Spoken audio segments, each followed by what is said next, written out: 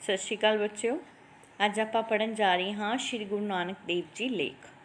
मैं थोनों लेखों बारे पहला वीडियो च दस चुकी हाँ कि लेख तुसी किस तरीके नाल लिखने हैं, उन्हों की भाषा किहो जी होनी चाहिए है, किवें तुसी उन्होंने पैरिਆਂ च नहीं लाइनां च नहीं लिखना, पैरे बना बना के लिखना है। अज आप करांगे श्री गुरु नानक देव जी लेख। एक लेख थोड़े दिवाली मैं थोनों ये लेख करवा के दसना चाहुंदी हाँ कि तुसी लिखण दा थोड़ा तरीका की होना चाहिए है। हाँ जी, उपर देखो सब तो उपर लिखा है, सतगुरु नानक प्रगटिया मिट्टी धुंध जन चानण होया, ज्यों कर सूरज निकलिया तारे छिपे अंधेर पलोया। ये बेटा पोइट्री दियां लाइनां हन। ये जो गुरु नानक देव जी का जन्म होया सी उस टाइम लिखिया गई सी कि जो सतगुरु नानक ने दुनिया ते जन्म लिया तो चारे पासों जो धुंध है मिट्टी है वो चली गई, भाव सारे पासे चानण ही चानण हो गया। ਐਂ लगता सी जिवें सूरज निकलिया होवे ते तारे छिप के अंदर चले गए होण, लुक गए होण।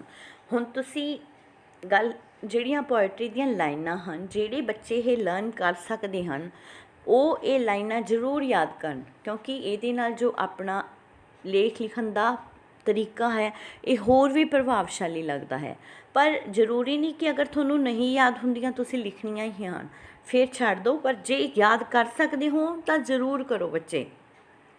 हाँ जी, अगे है जान पछाण। सब तो पहला गुरु नानक देव जी सिख धर्म के मोढी सन, मतलब सिख धर्म के पहले गुरु सन। आप दा धर्म सर्ब साझा सी, सारिਆਂ ਲਈ ਸਾਂਝਾ सी, कोई ऊच नीच नहीं सी, जिस करके आप हिंदू जो है इन्हों गुरु ਅਤੇ मुसलमान इन्हों पीर मानते सन। आप दे जन्म तो पहला धरती ते पापां दा बोलबाला सी, मतलब जो इन्हों का जन्म नहीं होया सी उस टाइम दुनिया ते अज्ञानता ऊच नीच बहुत सारिया बुराइयां सन। जिस समय आप दा जन्म होया लोगों के मनां विच अज्ञानता का हनेरा दूर हो गया तो आप दे रूप विच ज्ञान का सूरज चढ़ गया। भाव आपने जो आप दा जन्म होया अपने लोगों के विचों बुराइयां नूं खत्म किया, अज्ञानता नूं खत्म किया। जन्म अते बचपन। गुरु नानक देव जी का जन्म 15 अप्रैल 1469 ईस्वी नूं राय भोए की तलवंडी ननकाना साहिब पाकिस्तान विखे माता तृप्ता जी की कुखों होया। इन्हां दे माता का नाम सी तृप्ता जी, पिता सी मेहता कालू ते भैन सी बेबे नानकी। जन्म इन्हां दा राय भोए की तलवंडी जो कि अज पाकिस्तान च ननकाना साहिब गुरुद्वारा है वो।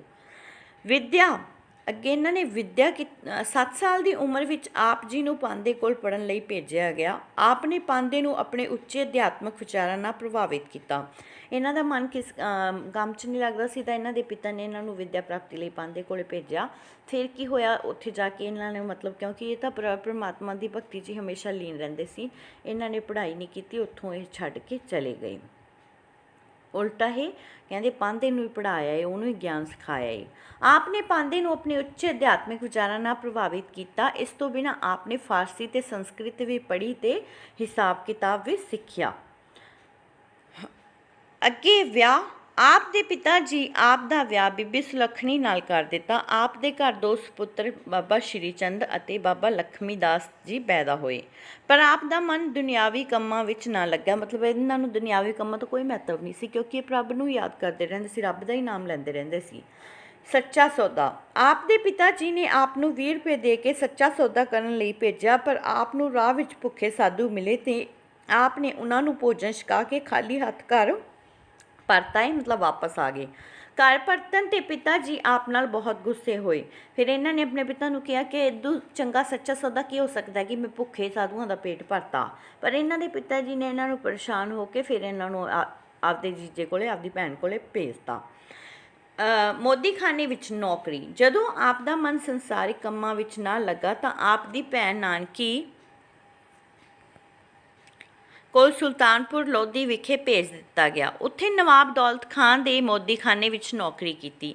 आपने इत्थे रहिंदियां लोड़वंदां विच दिल खोल के अनाज वंडिया, मतलब सारे अनाज गरीबां च ही वंड दिंदे सी। वेई नदी विच इशनान। सुल्तानपुर रहिंदियां होया एक दिन आप वेई नदी विच इशनान करन गए ते 3 दिन अलोप रहे, भाव 3 दिन नदी दे अंदर ही रहे। लोग यह वेख के बड़े हैरान होए। जदों आप बाहर निकले तो आपनूं ज्ञान हो चुकिया सी, भाव परमात्मा की प्राप्ति हो चुकी सी। 4 उदासियां आपने पूरब पश्चिम उत्तर ते दक्षिण विच 4 उदासियां हुंदियां यात्रावां ਕੀਤੀਆਂ। ਆਪ ਅਨੇਕਾਂ ਸੂਫੀ ਫਕੀਰਾਂ, ਸੰਤਾਂ, ਕਾਜ਼ੀਆਂ ਅਤੇ ਪੰਡਤਾਂ ਨੂੰ ਮਿਲੇ। ਉਹਨਾਂ ਨੂੰ ਆਪਣੇ ਵਿਚਾਰ ਦੱਸ ਕੇ ਸਿੱਧੇ ਰਾਹ ਪਾਇਆ। ਇਹਨਾਂ ਉਦਾਸੀਆਂ ਦੌਰਾਨ ਆਪ ਨੇ ਸੱਜਣ ਠੱਗ, ਵਲੀ ਕੰਧਾਰੀ, ਮਲਕ ਭਾਗੋ ਵਰਗੇ ਕੁਰਾਹਿਆਂ ਨੂੰ ਵੀ ਰਾਹੇ ਪਾਇਆ, ਮਤਲਬ ਇਹ ਭੈੜੇ ਲੋਕਾਂ ਨੂੰ ਵੀ ਇਹਨਾਂ ਨੇ ਰਸਤੇ ਪਾਇਆ। ਅੱਗੇ ਹੈ ਮਹਾਨ ਕਵੀ, ਸੰਗੀਤਕਾਰ ਅਤੇ ਨਿਡਰ ਦੇਸ਼ ਭਗਤ। ਗੁਰੂ ਨਾਨਕ ਦੇਵ ਜੀ ਮਹਾਨ ਕਵੀ, ਸੰਗੀਤਕਾਰ ਵੀ ਸਨ। ਆਪ ਨੇ 19 ਰਾਗਾਂ ਵਿੱਚ ਬਾਣੀ ਰਚੀ ਜੋ ਸ਼੍ਰੀ ਗੁਰੂ ਗ੍ਰੰਥ ਸਾਹਿਬ ਵਿੱਚ ਦਰਜ ਹੈ। ਮਹਾਨ ਕਵੀ ਅਤੇ ਸੰਗੀਤਕਾਰ ਹੋਣ ਦੇ ਨਾਲ ਨਾਲ ਆਪ ਨਿਡਰ ਦੇਸ਼ ਭਗਤ ਵੀ ਸਨ।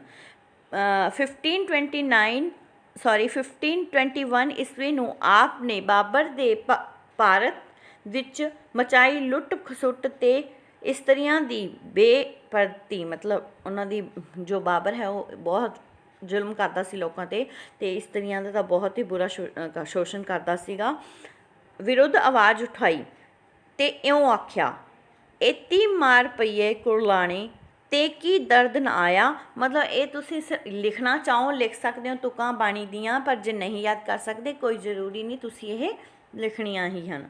ਅੰਤਮ ਸਮਾਂ, ਆਪ ਜੀ ਨੇ ਭਾਈ ਲਹਿਣਾ ਨੂੰ ਆਪਣੀ ਗੱਦੀ ਦਾ ਵਾਰਿਸ ਚੁਣਿਆ। ਇਹਨਾਂ ਦੇ ਪੁੱਤਰ ਸਨ ਲਹਿਣਾ ਜੀ। ਬਾਅਦ ਵਿੱਚ ਉਹਨਾਂ ਦਾ ਨਾਮ ਗੁਰੂ ਅੰਗਦ ਦੇਵ ਜੀ ਰੱਖ ਦਿੱਤਾ ਗਿਆ ਸੀ ਜਦੋਂ ਉਹਨਾਂ ਨੂੰ ਗੁਰਗੱਦੀ ਦੇ ਦਿੱਤੀ ਗਈ ਸੀ। ਬਾਅਦ ਵਿੱਚ ਸਿੱਖਾਂ ਦੇ ਦੂਸਰੇ ਗੁਰੂ ਅੰਗਦ ਦੇਵ ਜੀ ਅਖਵਾਏ। ਆਪ 1539 ਈਸਵੀ ਨੂੰ ਜੋਤੀ ਜੋਤ ਸਮਾ ਗਏ। ਆਪਦੇ ਪੁੱਤਰ ਨੂੰ ਗੁਰਗੱਦੀ ਦੇ ਕੇ ਇਹਨਾਂ ਨੇ ਸੰਸਾਰ ਤੋਂ ਚਲਾਣਾ ਕਰ ਲਿਆ। ਇਸ ਤਰੀਕੇ ਨਾਲ ਇਹ ਯਾਦ ਕਰਨਾ ਹੈ ਬੇਟਾ। ਤੁਹਾਨੂੰ ਕੋਈ, ਮੈਂ ਵਾਰ-ਵਾਰ ਕਹਿ ਰਹੀ ਹਾਂ, ਡਿਫੀਕਲਟ ਵਰਡ ਨਹੀਂ ਯਾਦ ਹੁੰਦੇ, ਉਹਨੂੰ ਸਰਲ ਤਰੀਕੇ ਨਾਲ ਲਿਖੋ, ਆਪਦੀਆਂ ਲਾਈਨਾਂ 'ਚ ਲਿਖੋ। ਭਾਵ ਤੁਸੀਂ ਆਪਦੇ ਤਰੀਕੇ ਨਾਲ ਇਹਨੂੰ ਕਿਵੇਂ ਵੀ ਉਹ ਕਰ ਸਕਦੇ ਹੋ, ਪਰ ਲਿਖਣ ਦਾ ਤੁਹਾਡਾ ਜੋ ਤਰੀਕਾ ਹੈ ਪਹਿਰੇ ਬਣਾ ਕੇ ਸਹੀ ਢੰਗ ਨਾਲ ਤੁਸੀਂ ਐਕਸਪਲੇਨ ਕਰਨਾ ਹੈ।